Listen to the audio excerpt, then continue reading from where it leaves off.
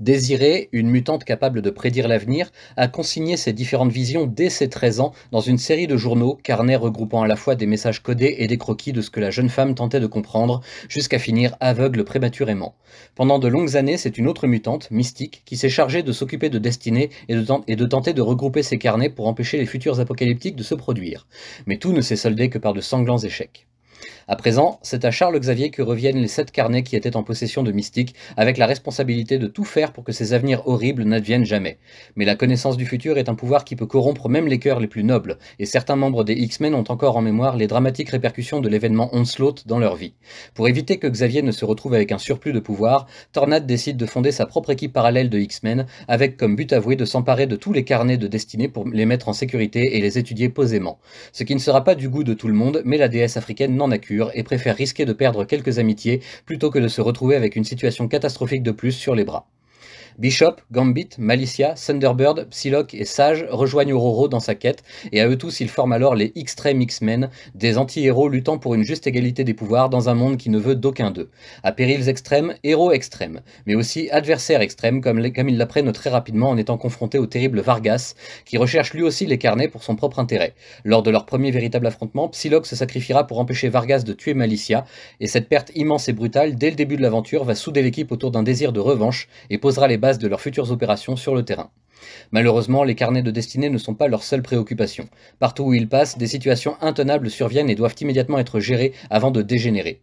Coup sur coup, leur traque et arrestation par les forces de sécurité intérieure d'Espagne, puis le retour du roi d'ombre, suivi de rien moins qu'une invasion extradimensionnelle en plein Madripour avec une guerre latente sur les bras, pour finir par l'infestation proprement démoniaque de l'Institut Xavier confié à Emma Frost, mettant alors les jeunes élèves en danger mortel. Et comme si cela ne suffisait pas, il faut également faire avec les décisions prises au plus haut niveau par Xavier lui-même concernant l'avenir de la mutanité. Quand le leader des X-Men décide de révéler ses pouvoirs et sa condition au reste du monde, il trace une cible très nette sur toutes les personnes qui ont un jour ou l'autre collaboré avec lui. Une crise de confiance qui sera heureusement en grande partie désamorcée par le sauvetage de Madripour par les Extrêmes durant l'invasion de Khan le Conquérant, ce qui aura pour effet immédiat de redorer le blason de l'équipe et de renforcer les liens qui unissent les défenseurs des mutants partout dans le monde. Tandis que d'autres événements majeurs prédits par Destinée se produisent, comme l'Holocauste de Genosha où plus de 16 millions de mutants trouvent la mort, l'équipe de Tornade tente de se recentrer et de resserrer les rangs avec d'autres factions des X-Men, pratiquement en vain cependant tant les divergences d'opinion sont nombreuses. Le racisme anti-mutant est toujours bien présent chez beaucoup d'Homo sapiens, et même si certains résultats sont plutôt encourageants pour l'avenir proche, dans l'immédiat, il faut empêcher tout le monde de se sauter à la gorge à la première provocation. Rassemblés pour un avenir meilleur mais affrontant bien trop souvent le pire de ce que le monde a à leur offrir, les membres des Extreme X-Men vont devoir faire face à l'adversité la plus sombre à de nombreuses reprises, sans toutefois jamais remettre en question les décisions de leur meneuse qui encaisse tous les coups plus souvent qu'à son tour pour protéger ses équipiers. Certains quitteront l'équipe en cours de route, de nouveaux membres feront leur apparition au gré des aventures autour du monde, mais dans l'ensemble, cette petite formation restera bien soudée et se chargera non pas du sale boulot, mais surtout de faire le nécessaire pour que d'autres n'aient pas à s'impliquer davantage. Je vais être très honnête avec vous, au tout début j'ai eu un peu de mal à me sentir concerné et investi par cette série, énième retour de Chris Claremont sur un scénario reprenant énormément de ses anciennes intrigues des années 80 et 90, resté en suspens après son départ retentissant. En plus, Claremont est certes un scénariste génial et prolifique, mais il ne sait tout simplement toujours pas raconter une histoire en s'adaptant aux méthodes de l'époque, qui ne cessent d'évoluer. On se retrouve donc avec un style visuel flamboyant et magnifique de la part du dessinateur Salvador Larroca, qui donne vraiment le meilleur de lui-même dans cet omnibus, mais en contrepartie, des dialogues interminables au cœur même de l'action et une narration qui ne tourne même pas en rond, c'est pire, elle s'égare complètement.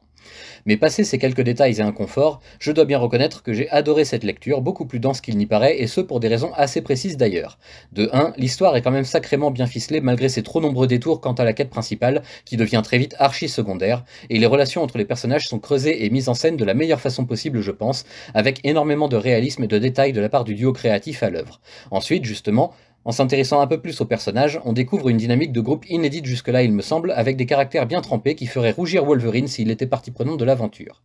Comme le rappelle l'introduction de cet album, la grande force de Claremont ce sont ses personnages féminins, qui dès les années 80 étaient déjà considérés comme l'avant-garde de la lutte féministe ou de la représentation égalitaire des sexes. Tornade la première fait ici preuve d'un leadership qu'on lui connaissait déjà depuis une vingtaine d'années, mais qui est poussé à l'extrême avec une équipe réduite, dont elle doit s'occuper et sur qui elle veille constamment, ainsi que sur l'avenir du monde tout entier. Rejointe par des soutiens de poids comme Psylocke, même si temporairement, et Sage, ainsi que Malicia, les véritables fortes têtes du groupe sont bien les femmes, qui ne se laissent absolument pas faire et parviennent à se dépêtrer de situations explosives et intenables, bien mieux que ces messieurs, il faut l'avouer, et avec panache en plus. Même si le style de Laroka est vraiment dans la droite ligne de l'héritage musculeux et anatomiquement inatteignable des années 90, force est de constater qu'il y a dans Extreme X-Men à boire et à manger pour tout le monde, hommes et femmes de tous bords, et ce malgré le nombre réduit de personnages principaux à suivre.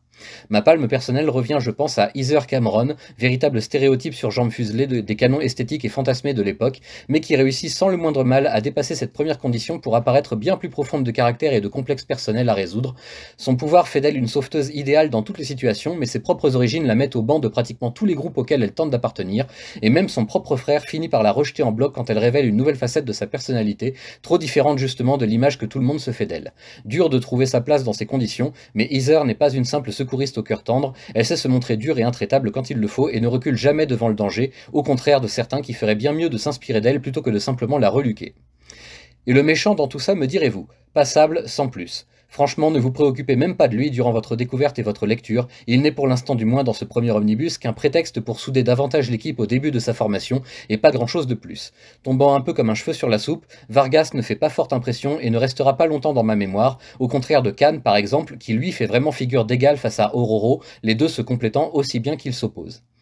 Petite conclusion quant à la qualité de cet omnibus. J'ai vu mieux. Là encore, je vais être dramatiquement honnête, la copie est presque à revoir pour Panini. Cet album est truffé d'erreurs de typographie, de saisie, des bulles de dialogues inversées entre certains personnages rendant ainsi l'histoire encore plus ardue à comprendre et à suivre, quand ce n'est pas carrément un caractère manquant ou mal tapé qui saute à l'œil. Faut-il être incompétent pour ne pas savoir comment faire un E majuscule avec un accent dessus? Oui, j'ai bien vu ce que j'ai vu, un chiffre 2 remplaçant ce caractère spécial en plein milieu d'une bulle tout en majuscule, une faute de frappe qui aurait dû être virée immédiatement s'il y avait eu une relecture sérieuse avant parution.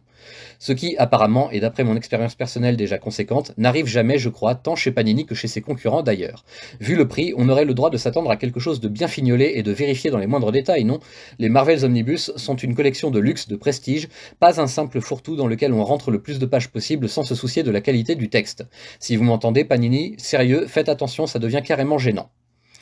Mais comme je refuse de vous quitter sur une mauvaise impression, plus accidentelle que volontaire en plus, je vais vous parler pour finir de la version collector de cet album que je me suis procuré. La couverture que vous voyez actuellement à l'écran est celle de l'un des derniers numéros présents dans ce premier omnibus, représentant Emma Frost et sa dualité morale toujours bien présente. Panini a sorti le grand jeu en nous livrant cette couverture avec un effet métallisé juste parfait, à ceci près que l'on n'a pas le logo de la série sur la première de couverture du coup. Mais bon, on ne peut pas tout avoir, et les collectors sont justement là pour sortir du lot graphiquement parlant, il faut bien faire quelques petits sacrifices.